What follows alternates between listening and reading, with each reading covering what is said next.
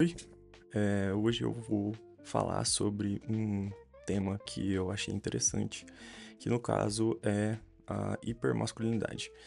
É, por que que eu pensei nesse tema? Eu pensei nesse tema porque eu descobri uma banda que se chama Idols e um dos músicos da banda, no caso guitarrista, eu não vou saber o nome dele, ele costuma usar vestido e saia nas apresentações da banda. E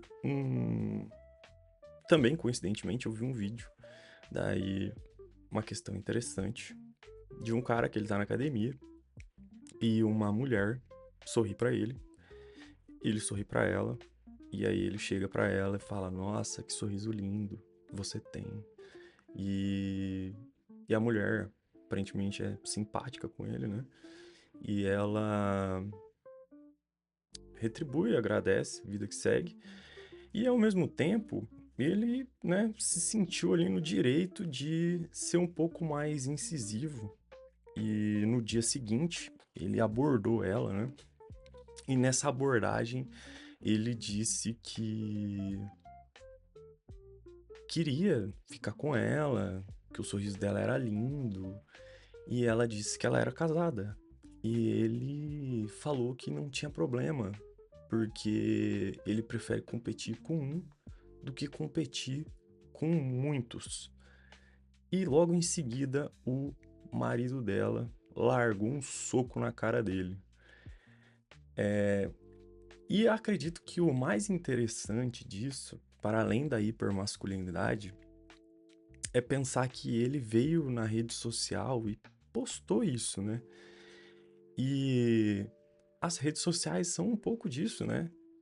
Tem ali o café com teu pai, que enquanto homens, muitas vezes, o machismo que tá ali intrínseco, né? Você não discorda do que é dito, mas porque você não reflete e porque o teu machismo tá ali, né, enrustido em você.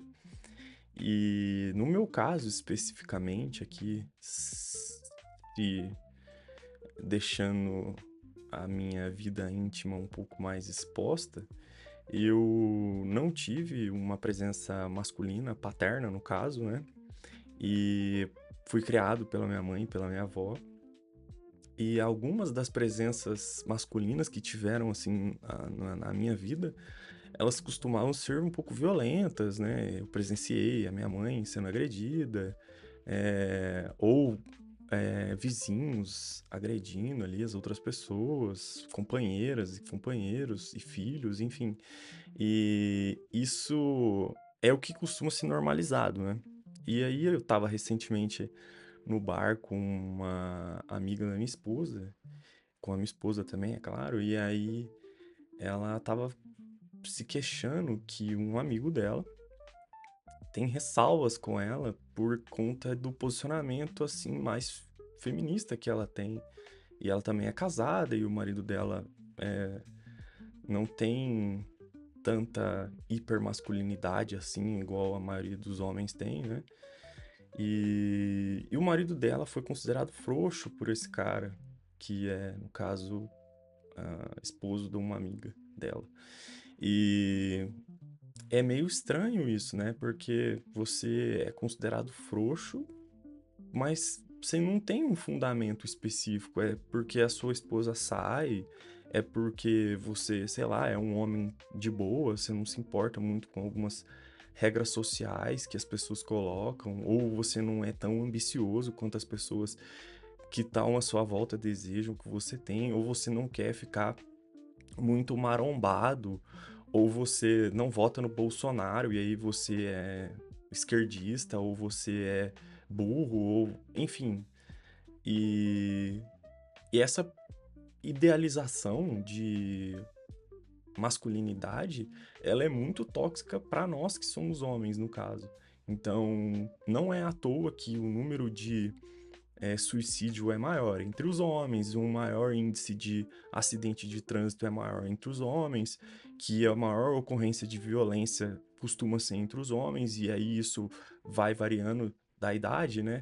Então, a maior incidência, às vezes, de introdução à criminalidade é pelos homens, é, homens tendem a ser mais persuasivos com as esposas, então eles persuadem elas a fazer as coisas que eles querem. Então é muito complexo isso, e quando você se depara com uma pessoa, um guitarrista de uma banda que tá vestindo ali uma saia, um vestido, a primeira coisa que você pensa é que ele é gay, ou que ele é bissexual, ou qualquer outra coisa que seja, e você nunca percebe a noção artística da coisa, ou a própria presença de palco. Isso aconteceu antigamente, por exemplo, com o Ney Matogrosso, tem o filme dele aí, que muitas pessoas achavam que era uma mulher cantando ali nos Secos e Molhados. E então tem essa presença intrínseca do machismo nos homens, e essa hipermasculinidade ela acaba sendo prejudicial aos homens, e especificamente aí, como a gente viu recentemente na série Adolescência, em adolescentes, né, em crianças no caso. Então é muito comum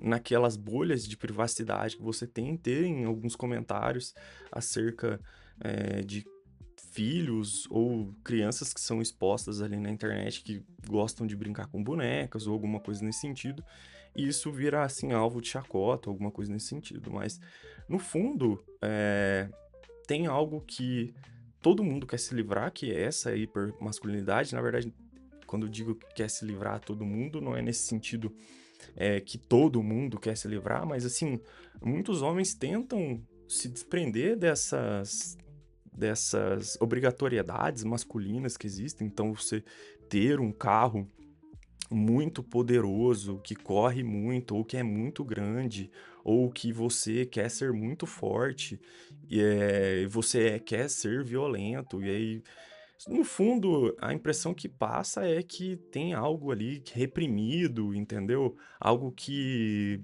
esvazia esse sentimento de humanidade dele, de enxergar empatia muitas vezes.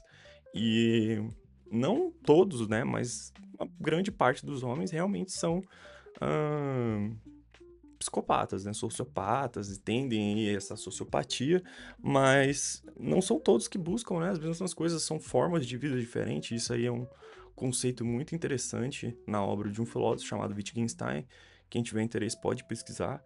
Então, as pessoas têm formas de vida diferentes, essas formas de vida elas variam de cidade, de estado, de país, de planeta, entendeu?